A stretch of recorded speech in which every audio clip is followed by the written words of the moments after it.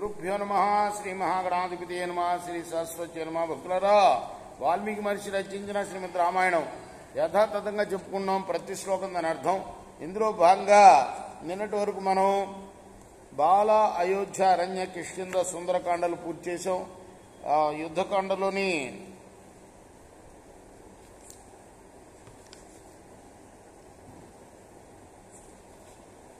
59 సర్గలు 58 సర్గలు పూర్తి చేసి 59వ సర్గలోని 64వ శ్లోకం వరకు చెప్పుకున్నాం.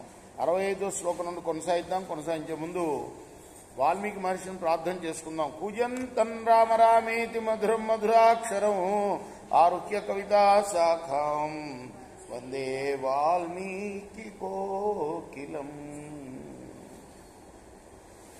రావణేనైవ ముక్తస్తు మారుతిర్వాక్యమబ్రవీత్ ధికస్తు మమ వీర్యస్యాయత్వం జీవసే. రావణుడి యొక్క మాటలు విన్న తర్వాత హనుమంతుడు అన్నాడు, రావణ, నా బలం ఏం బలం, నువ్వు ఇంకా జీవించున్నావంటే నా బలం తక్కువే అని చెప్పాలయ్యా. సకృతృ ప్రహరేదానీం దుర్బుద్ధే కిం వికత్తసే తతస్త్వాం మామకో ముష్టిర్నయిష్యతి యమక్షయం. మళ్ళొకసారి కొట్టు, చూస్తా నీ బలం ఎంతో. ఆ తర్వాత చెప్తా నీ పని. నా పిడికిలి నిన్ను యమపురికి పంపుతుంది. తతో మారుతి వాక్యేన కోపస్తస్య తదా జ్వలత్ సంరక్తనయనో యత్నాన్ ముష్టిముద్యమ్య దక్షిణం పాతయామాస వేగేన వానరోరసి వీర్యవాన్. ఆ మాటలు వినగానే రావణుడికి కోపం ఎక్కువైపోయింది. ఎర్రగా కళ్ళు మండిపోతున్నాయి. వేగంగా వెంటనే కుడిపిడికిలు ఎత్తి హనుమంతుడి వక్షస్థలం మీద వేశాడు.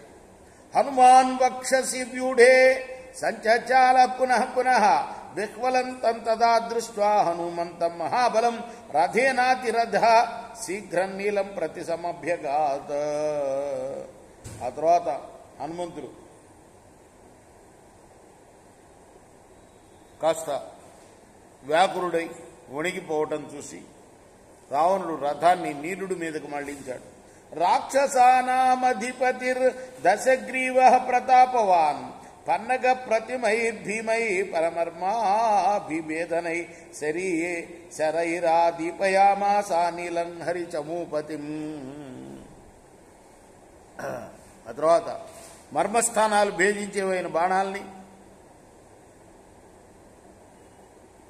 వేశాడు నీలుడి మీద. ఆ నీలుడిని మండిపోయేటట్టుగా చేశాడు. శరౌఘ సమాయస్తో నీలో హరి చమోపతి కరేణైకేన శైలాగ్రం రక్షోధిపతయే సృజాత్. ఆ తర్వాత మళ్ళా తేరుకున్నాడు నీలుడు. ఒక పర్వత శిఖరాన్ని ఎత్తి రావణాసురుడు మీదేశాడు. హనుమానపి తేజస్వి సమాస్యస్తో మహామన విప్రేక్షమానో యుద్ధేప్సు సరోషమిదమబ్రవీత్ నీలేన సహ సంయుక్తం రావణం రాక్షసేశ్వరం అన్యేన యుధ్యమానస్య నయుక్తమభిధావనం.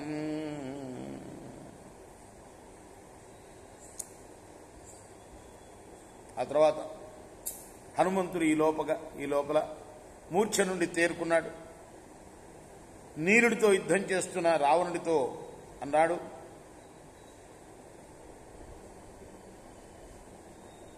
ఇతరులతో యుద్ధం చేస్తున్న వాళ్ళ మీదకి యుద్ధానికి వెళ్ళటం యుద్ధం కాదు. రావణో అధ మహాతేజాస్తం శృంగం సప్తభీషరై ఆజగాన సుతీక్ష్ణాగ్రై తద్విశీర్ణం వపాతః.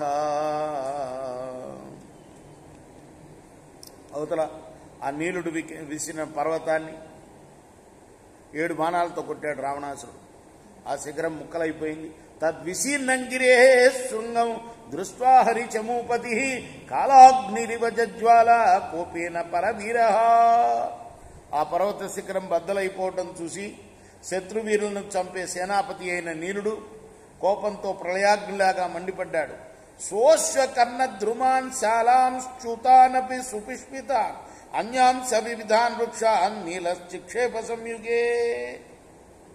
ఆ తర్వాత ఆ నీలుడు అనేక రకాల మద్ది చెట్లను, శాల వృక్షాలని, మామిడి చెట్లను, అనేకమైన వృక్షాల్ని రావణాసురుని మీదకి విసిరాడు. సతాన్ వృక్షాన్ సమాసాధ్య ప్రతిచిచ్చేద రావణ అభ్యవర్చస్య ఘోరేణ శరవర్షేణ పావకిం. వాటన్నిటిని కూడా ఎదుర్కొన్నాడు రావణాసురుడు. భయంకరమైన బాణవర్షాన్ని నీలుడి మీద కురిపించాడు. అభిపృష్ట శరౌఘేన మేఘేనేవ మహాబల హ్రస్వం కృత్వా తతో రూపం ధ్వజాగ్రే నిపపాత. మేఘం వర్షించినట్టుగా రావణుడి చేతి నుండి బాణాలు వర్షిస్తున్నాయి. అప్పుడు ఆ నీలుడు శరీరాన్ని చిన్నదిగా చేసి ఆ రావణాసురుడు యొక్క ధ్వజం చివర వాలాడు వెళ్ళి. పావకాత్మజమాలోక్య ధ్వజాగ్రే సముపస్థితం జజ్వాల రావణ క్రోధ తతో నీలో ననాథ. ధ్వజాగ్రం మీద కూర్చున్న నీలుని చూసి రావణుడు కోపంతో మండిపడ్డాడు.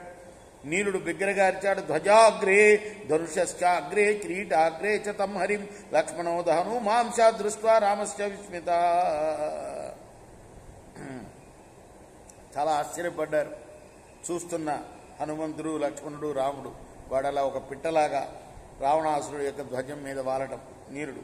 రావణోత మహాతేజ కపిలాఘవ విస్మిత అస్త్రమాహారయామాపాదీప్తమాగ్నేయమద్భుతం. రావణుడు కూడా ఆ నీరుడు యొక్క చురుకుదాన్ని చూసి ఆశ్చర్యపడి ఆగ్నేయాస్త్రాన్ని చేతిలో గ్రహించాడు. తతశ్చే చుక్రుసుహృష్ట లబ్ధ లక్షాప్లవంగమ నీల లాఘవ సంభ్రాంతం దృష్ట్వా రావణ మాహవే.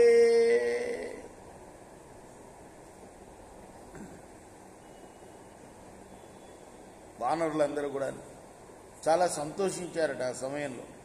ఎందుకంటే ఆ నీలుడిని చూసి కంగారు పడుతున్నాడు ఈ రావణుడు అని.